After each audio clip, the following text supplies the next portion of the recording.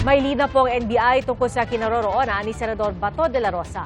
Ayon sa NBI, kung may dapat na magpaliwanag, yun ay si Senador Robin Padilla na batay sa impormasyong nakuha ng GMA News ay kasama ni de la Rosa na umalis sa Senado madaling araw ng May 14.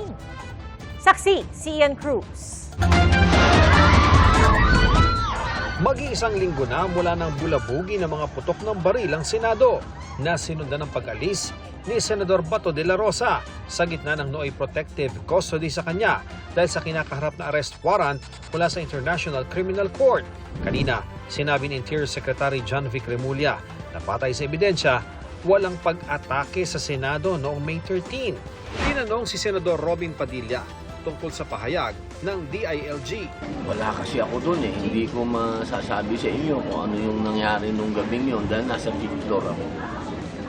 Wala ako sa 2nd floor. Nandun kami ni Bato sa 5th floor. Na may nagtutukan, bumaba ako. Nakunan pa yun eh. Tinanong ko yung mga senador, kamusta ba kayo?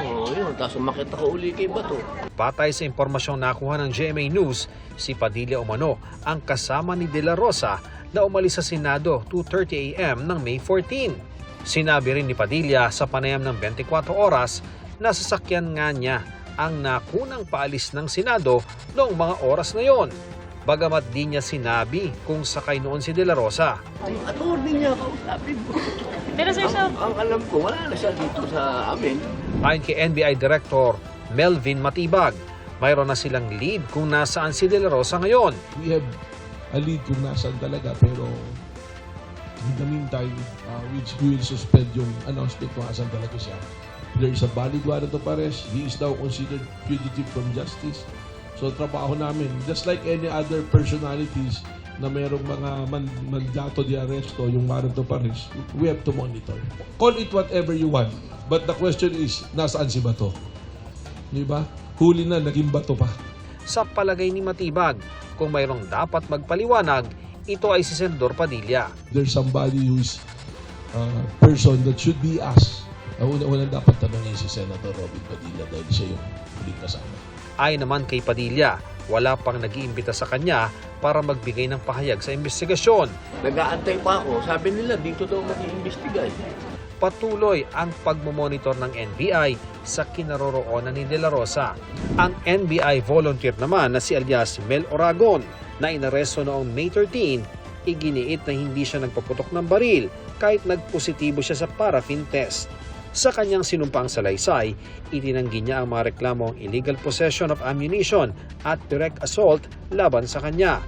May papatok ba kayo ng baril nung gabi na yon? Wala po akong ipatok na kahit anong uri ng baril. Simula nung pumunta kami at hanggang nakabalik po ako. Yun na nga po ma'am, nagtaka po ako dahil never po akong humawak ng baril.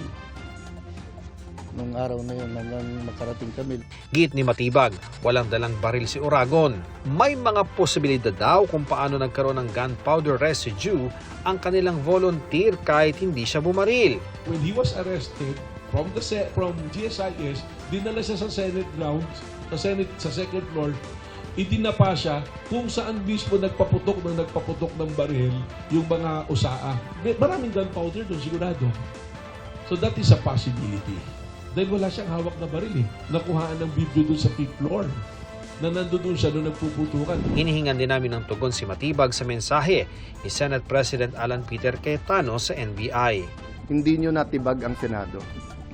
Under Alan Cayetano, hindi nyo natibag ang Senado. Wala namang intensyon ng NBI or anybody from the side of the executive na tibagin yung Senado. We are there to promote law and order. Dagdag pa noon ni Cayetano dahil sinuspindi ng Ombudsman si Mau Aplasca bilang acting Senate Sergeant-at-Arms, dapat daw masuspindi rin si Matibag bilang hepe ng NBI. Siguro yung sinasabi because I'm the head of the NBI kaya dapat suspindihin ako dahil command responsibility ko yung mga tao. Tama po ba? Eh kung ganun po yung magiging basehan, ang unang suspindihin dapat si Senator Alan Peter Cayetano. Dahil command responsibility niya si Sergeant-at-Arms. Kinukunan pa ng pahayag ukol dito si Cayetano.